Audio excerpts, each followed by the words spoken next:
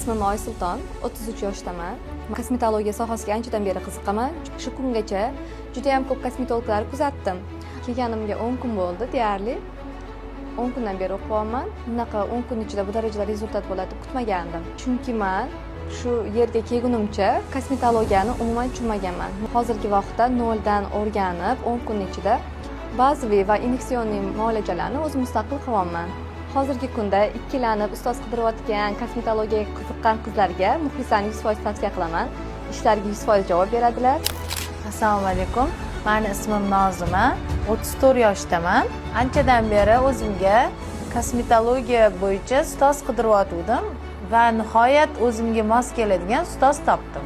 Kelganimga 10 kun bo'ldi.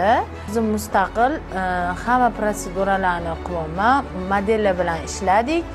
Bu bilimlar uchun muxlisaga katta rahmat aytmoqchiman. Men Bektemirova Ozoda.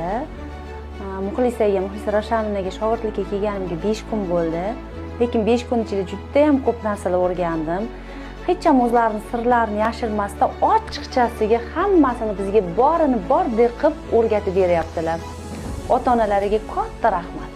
Hamma qizlarga tavsiya qilaman, shogird tushmoqchi bo'lsanglar, kelib bemalol kosmetologiyaning sir asrorlarigacha o'rgansanglar bo'ladi.